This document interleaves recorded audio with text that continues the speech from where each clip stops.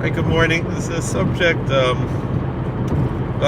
basically, this is something I've been basically hinting to over the past day or two, I guess, since Sunday. Today's Wednesday, so maybe even 3 days. I guess didn't make a video Sunday, made a video Monday. Took some time to think about. So I think instead of addressing personal issues, I want to address the general issues, the questions of a rather strange and weird phenomenon, and that's what has developed over the years, various phenomena.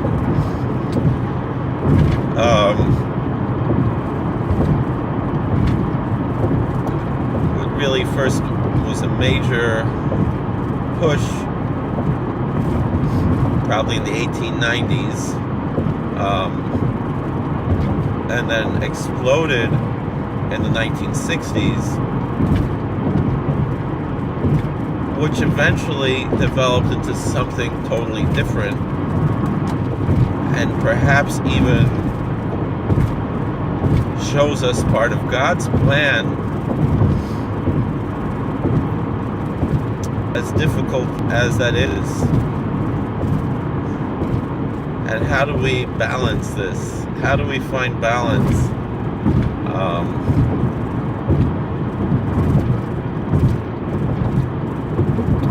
And it isn't easy. It's not easy to talk about. There is an incredibly diverse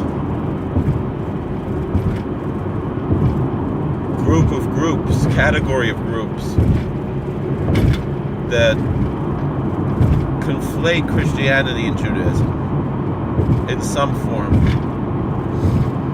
and to various degrees.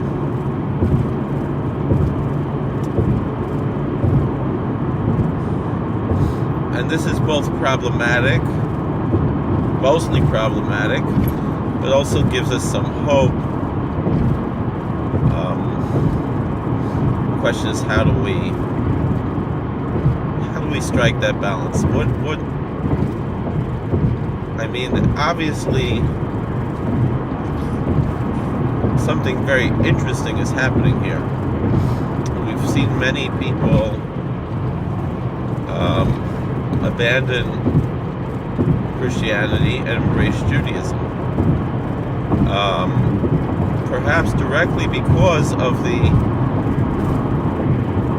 express movement of Christianity to destroy Judaism. And it has a backwards effect in a way that was never imagined. Because, and of course Christianity is a very diverse group as well. And really it's a category of groups. Particularly when you think of things in a Jeffersonian American style view. In a certain sense, each church or each denomination is it's not a different religion, they're all Christians. But to a certain extent, there is the autonomy that each individual church or each individual denomination or sub-denomination has is total and complete because of American religious freedoms. This isn't the case in other countries, but in America that's how it works, and I think it's a darn good system. I think that has brought out the best of religion in America and weeded out a lot of the corruption in religion. I've said this time and time again, that the corruption that the religious establishment has had throughout history generally was because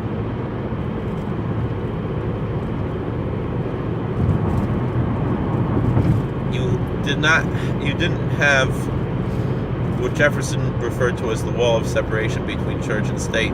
That's not the idea of separation of church and state that's been in vogue in the 20th century and into today.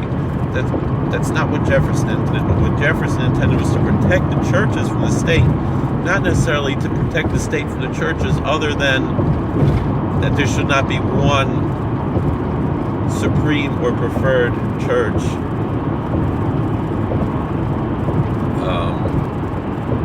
And in essence, atheist and secular humanist groups have total equality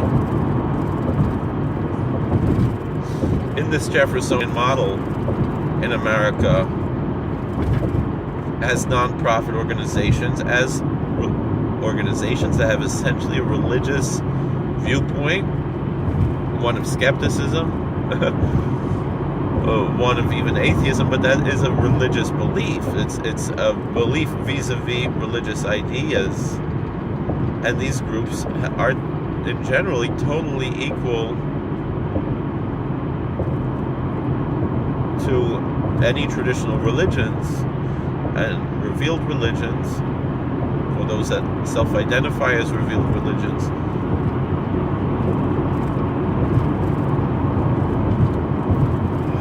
And even to the point where you can go to one of these organizations, and if they have some sort of a pastoral leader to the organization who might not believe in anything other than, or might not believe in anything supernatural, I will say, but has some belief, whatever their beliefs are, really. I mean, I think essentially even the Satanist groups have equal religious footing in America, and to the point where their clergy can claim,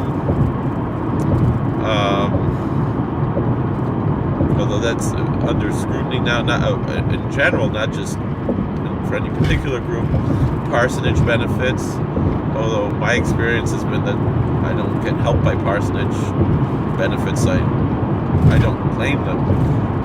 It would actually make me pay more in tax. It would be a loss for me to claim parsonage benefits, but we'll put that aside for now. At least it has been in years past. So I didn't take it.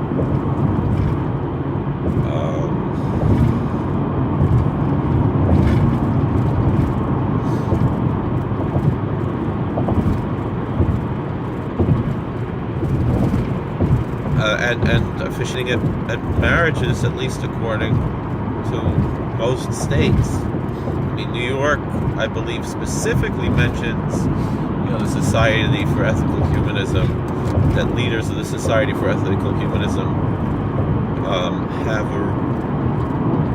authority to perform marriage rites in the state of New York.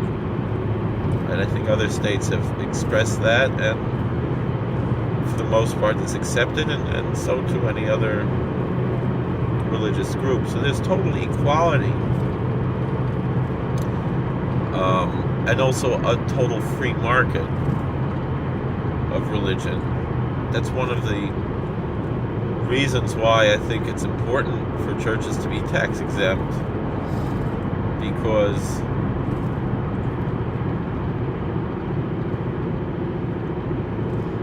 if not, then you're basically, the government is basically favoring the rich churches over the poor churches, essentially. Let's put that aside for now. We rambled on for 9 minutes, and I really want to talk about this issue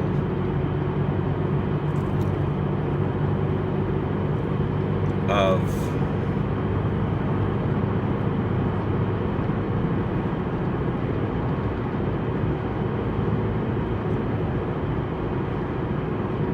the conflation of Judaism and Christianity.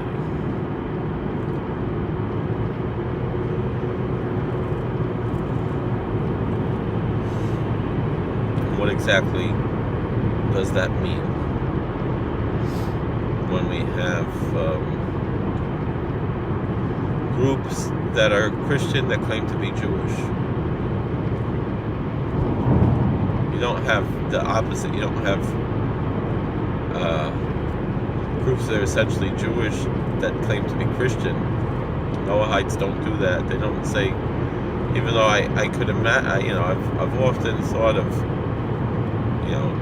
is there an interest in having, Noahide communities that use, Cincino text, Jewish Publication Society text, that sound very much like in the poetic forms of older Christian Bibles like the King James and so forth. And is there a value in that? Yes, no, what? But let's put that aside. I think it was a number of years ago already, a friend of mine made a video for which he got a lot of criticism for, in which he made a claim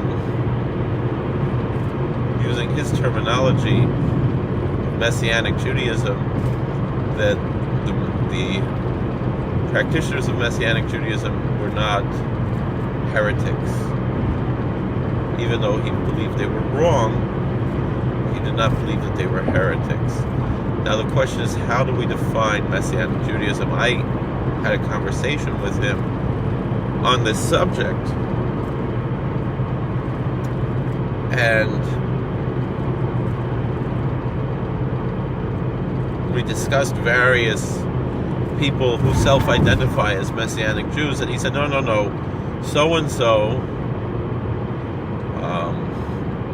I don't mind mentioning who it is, Michael Brown. He said, Michael Brown is not a Messianic Jew, Michael Brown is a Christian. Jews for Jesus is not Messianic Judaism. Jews for Jesus is Christianity. So how does this friend of mine, this is Usher Mesa, people know what I'm talking about. So how does he define what he calls Messianic? So meaning what he's saying is that Michael Brown is a heretic. Jews for Jesus are heretics, are quite possibly idolatrous. And he also stirred up controversy because he said Islam is avodah zarah, is a foreign form of worship, even if it's not idolatry, even if they believe in the same God as us. And yet he said the Messianic Jews were not. And then someone said, wait a second, you're saying that Islam is idolatry, Christianity is not? He said, and that's not what he said. This friend of mine specifically makes a distinction between Christianity, which most people who identify as Messianic Jews are just plain old Christians, by his estimation. And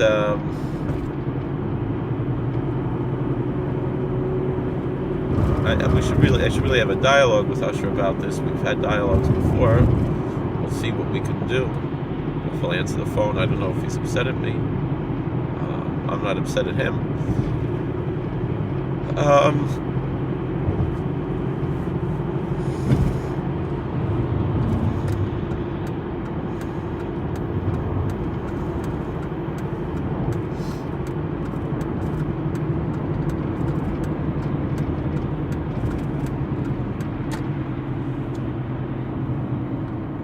And so here's the issue that we're discussing. Are we talking about? If Islam is avodah zarah, which doesn't really mean idolatry, it means foreign worship. So because Islam is certainly not idolatry, it's no question that Muslims worship the same God that we worship. At least they do today, even if their ancestors were idolaters. That's what Maimonides openly says. Maybe others disagree in the Jewish world. I mean, Maimonides, we can discuss the issues, but we're not talking about Islam right now. And we can be respectful to our Muslim and Christian neighbors and love them and have fellowship with them while still recognizing what we disagree with them on. Now the question is, so who does Asher Meza define as a Messianic Jew? By his definition, a Messianic Jew is someone who essentially, the best way I can explain it is if we talk about the Messianic Chabad, who believe that their Rebbe who has passed on is Mashiach, which is a problematic belief. However, some Jewish authorities have said that even though such a belief is absolutely foolish and absolutely wrong, it does not fall under the category of heresy. The famous tshuva from Rav Aaron Feldman, the Rosh Hashiva from Ner Yisrael in Baltimore. Someone who I remember when I was learning in Yerushalayim, he used to give a shir Motzei Shabbos in Mishlei, and I used to go attend the shir.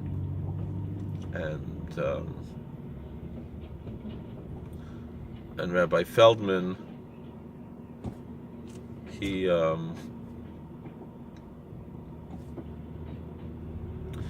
made it clear that yes, it's a false belief, it's a foolish belief. Nobody who holds the belief that Lubavitcher Rebbe is Mashiach should be considered a Moira Hara, should be considered a rabbi, even if they're an expert in other fields. The fact that they believe this shows that their logic is flawed and that and so therefore they cannot be trusted in matters that require a Talmud Chochem, require special knowledge and wisdom and discernment, because there's an obvious flaw in their judgment and discernment to believe such a thing. However, such a belief does not fall into the rubric of heresy, because they do have sources that more or less back them up. However, their interpretation of these sources are clearly flawed and foolish. And then he makes a distinction between the Meshichists and the Elokists. There's some, probably the majority, who believe the Lubavitcher Rebbe is Mashiach, and in essence, for the most part in the Lubavitcher community, the vast majority do believe that Lubavitcher Rebbe is Mashiach. The only difference is, do they express it publicly? Really, that's what, in general, the distinction between the Meshichists, and the non-Meshichists is, do you want to talk about it or do you want to keep it hush-hush? Is it a public opinion or a private opinion? But I think most of them do believe it. There are a few, mostly sincere, nice Bali Tshuva, who do not believe it, and some of the old Hamisha Gesha Lubavitchers also. But that's neither here nor there. The point is, so Rabbi Feldman said the Meshichists are kosher, meaning you can count them for a minyan. You can, their wine is kosher, their shechita is kosher. You can daven in their shuls, but he says you should step out or protest when they say yichi in the middle of davening, mostly because it's not part of the davening. And to add something like that into the liturgy is problematic. The same thing as making Nana Nachman, whatever, a part of our liturgy. It's problematic. Is it heresy? No, it's just kind of silly.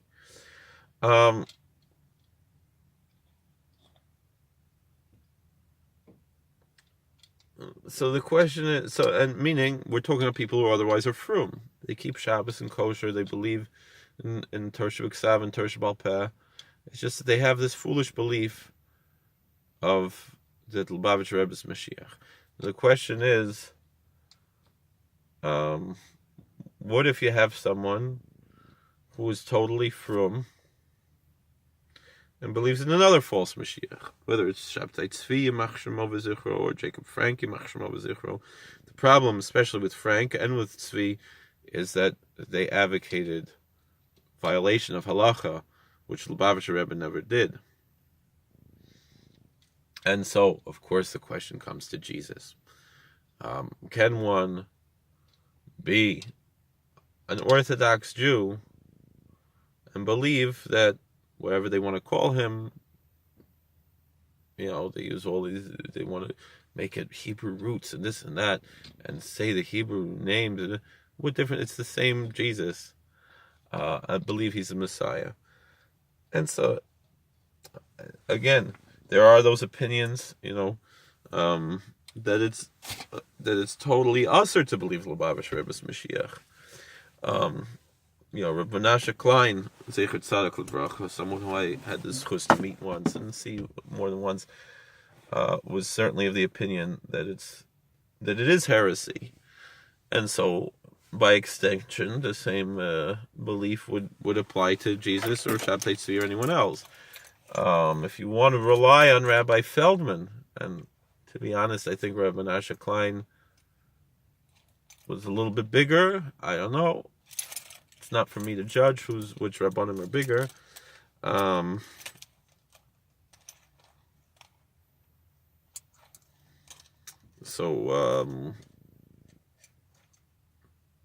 Can we apply this same standard meaning to say that the belief is foolish, and anyone who holds this belief about Jesus, but otherwise are frum, there's a much bigger foolishness in believing Jesus is the Messiah, because first of all, we don't know anything about Jesus. We don't even know if he really existed or not. There's a lot of, all that we know of him are from texts that the church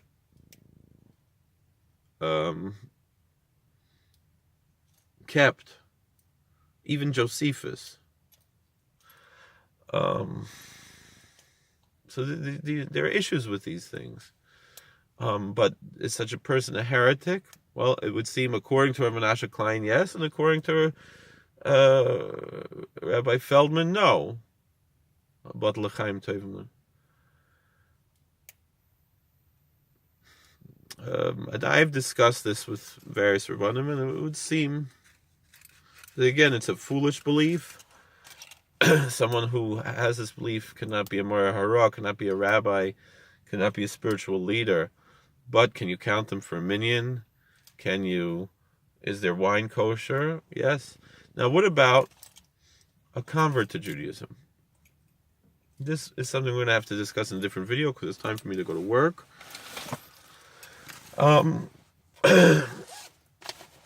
Essentially, if it's not heresy, I don't think there can really be a double standard. Now, there are issues, though. A competent Bezdin would not convert someone who knowingly converts someone who has these beliefs. But what if someone sneaks through? Now, someone sneaks through,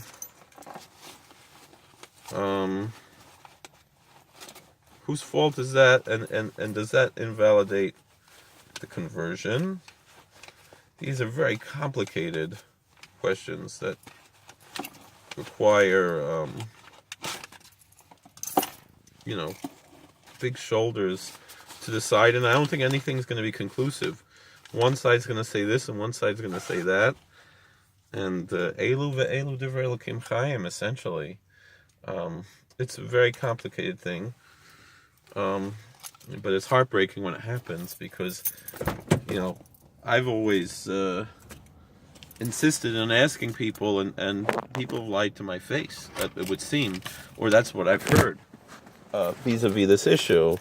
And although I don't know that to be true, So then the question is, so how do we? What is the halachic implications of this? And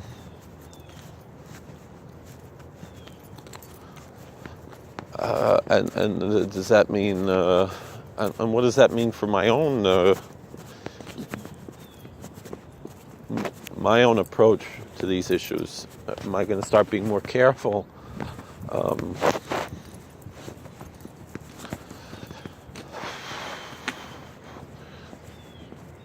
And these are all issues that we have to discuss. All right, well, God bless. Please like, share, and subscribe.